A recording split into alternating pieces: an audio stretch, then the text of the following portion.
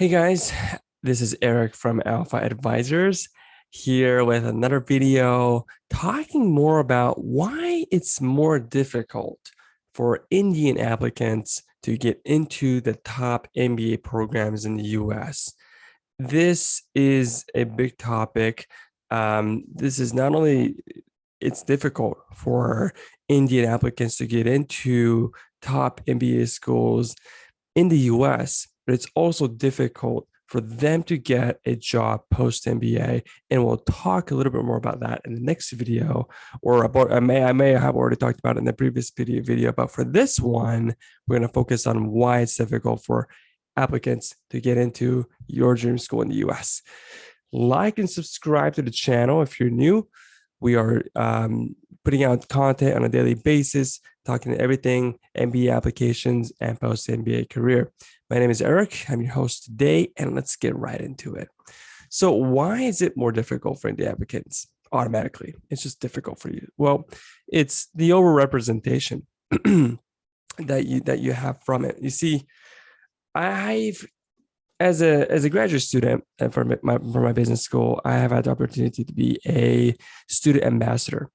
And the applications that I read, well, many Indians, they were typically the male IT engineer, and that was really a dominant background that I have no idea how many people that had that background. But of course, not even engineer, right? It's the fact that you're Indian. A lot of people are applying. A lot of people from India are applying, which is, excellent, which is great. But at the same time, it makes it really difficult. You see, so for example, let's just say that you've got invited to an interview, right, for an MBA admission by an MBA admissions committee, and they ask you a question. Let's say, how you contribute to the program as a student. Now, you may say things like, oh, I'll contribute to the school through my background in XYZ, and my leadership experience in doing project management as well, and I can foresee myself, envision myself leading discussions in class and then team discussions, right? That's like the typical answer you get. It's so generic, guys. When you think about the uniqueness of that answer, is almost non-existent. Okay, your answer. This is not just for Indians, but anyone in general. In order for Indians to stand out, okay, you have to have an incredibly unique story about yourself, and we'll get right into that in a little bit. But point number one, is the overrepresentation of the population and jobs that you see from Indians. Okay. The next point is that it's such a tough competition. The average, people from India are incredibly bright. What can I say? They test well. They know how to study and get that result, right? And it's quite incredible how the GMAT scores that some of these people get. And having said that, it means it's tougher competition for you, right? And it's tough. It's more tough competition with the school as well. I will get into that in a little bit. But from the standardized test perspective, from a career perspective, right? Let's just say you have a GMAT of 700. Okay, two people have 700.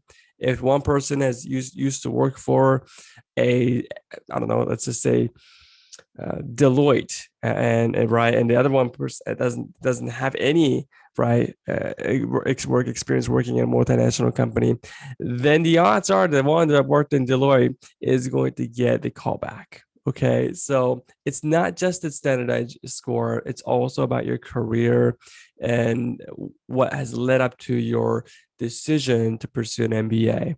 Now, I'll dive in real hard about what you can do to stand out, but those are some of the things that makes it tough, right? It's so difficult.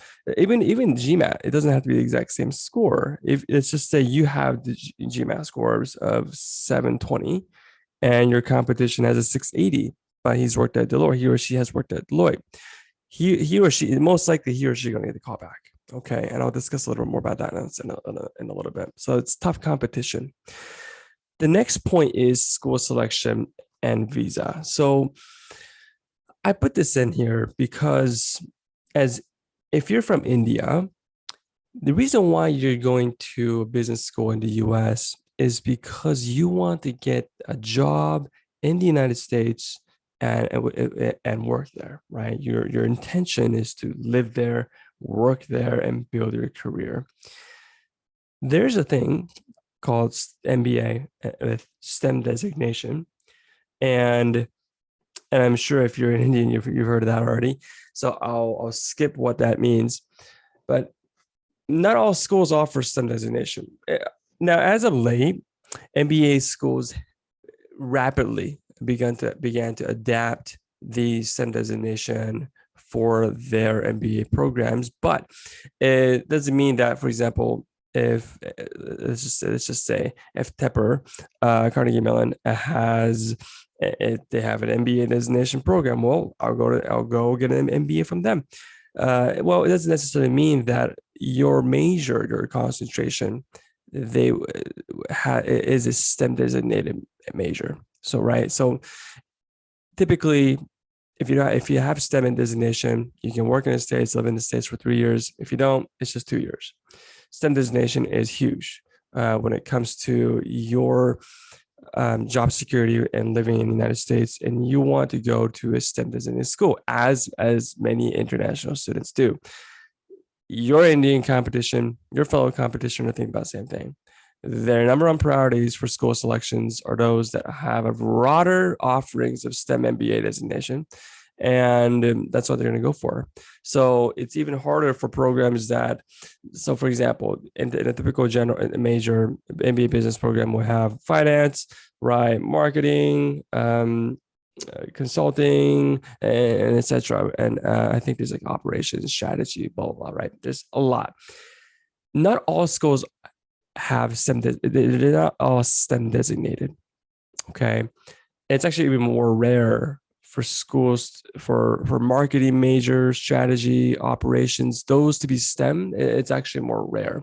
So if you want to go into operations, if you want to go into marketing, finding a school that has a STEM designation for that is, with the number being so much low as it is, it's likely that your competition will also go there. So therefore, school selection and visa, it's really intertwined in terms of attracting the number of people that will apply for that said program because of these.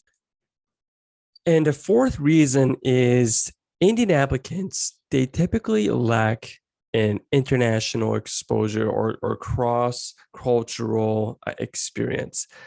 You see, business schools, the type of people they want to get are future leaders.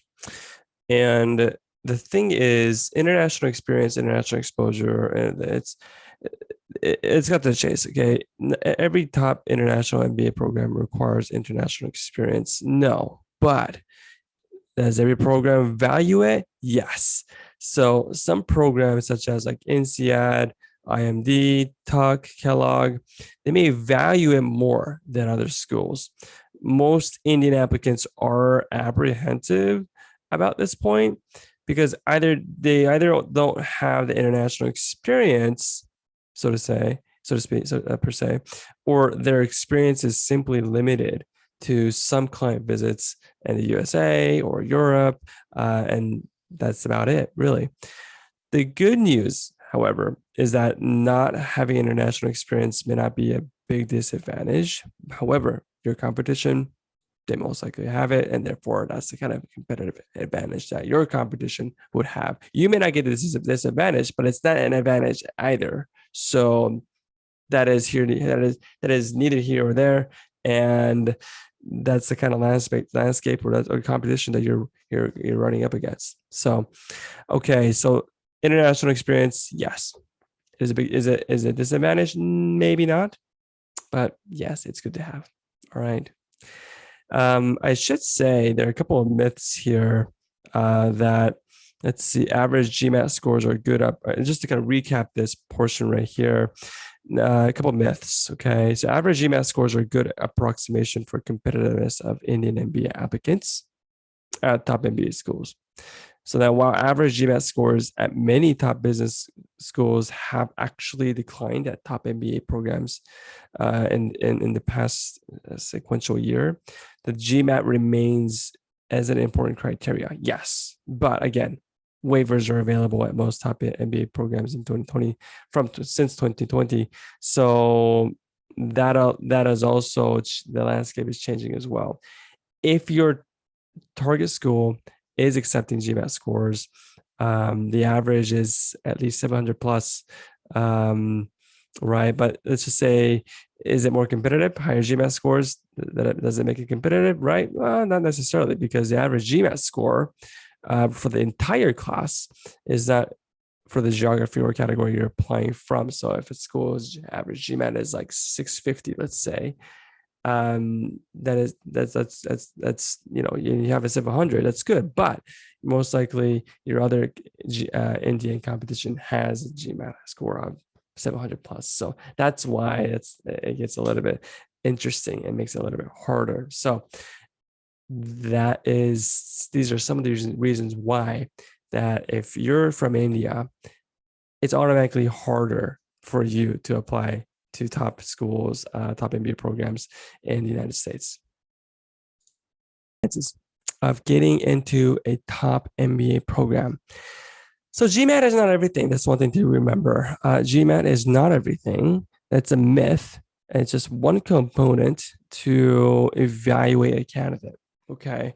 And this is even more the case as many business schools have introduced a waiver, GMAT or GRE waiver policy in their emissions requirements, and that many schools have been accepting that. And so I have to stress to you that GMAT is not everything. But in the last video, I put out I talked a little bit more about GMAT and GRE, whether if waiving it is a good idea or not, would it put you in a disadvantage or not. So go ahead and check that video out and evaluate that. But choosing the right school. Okay, so it goes back to the SEND designation. It goes back to that visa issue as well. In order for you to diversify yourself, stand out from your competition, you need to have a compelling story of why you're applying to that particular school. And it needs to be so personal, so intimate, and that it should be harder for you to even apply for other schools, because that school you're applying to is so perfect for you. I mean, that's the kind of attachment, the intimacy you should be having. And if you do have that, okay, you're applying to the right school. If you don't have that, it's possible that you may not be a fit for the program. You may be applying for just for the ranking's sake, for all we know. And so you have to choose the right school. You have no idea how many students have said to me in an interview, how did you know why did you apply for the program? Well, they would tell me it's because the high ranking of the school or something like that. And so it's, whenever I hear that, it's true, but I'm always disappointed in hearing that, because it's such a waste of opportunity to talk about and be more personal about why you're wanting to go to that particular school. And so it is an incredible opportunity to showcase that and tell your story, right? So you have to choose the right school. Don't do it by ranking, okay? Build a strong career story. Your application is not just your resume, essay, video essays, and interview. It's about who you are and what you can bring to the table, and the story that you built from it. You have to be very purposeful. Your MBA application is made now, not when not when you register to make an application. It starts as soon as you finish undergraduate, okay, in college. Okay. So it's your GPA, it matters a lot. Your career path matters a lot. Did you change a lot of jobs? Why did you change jobs? Did you progress in your within your organization, right? Those are some of the things that are so key and important to evaluate candidates and for you to build a strong career story, which will ultimately aid you in standing out and diversifying you yourself as a candidate.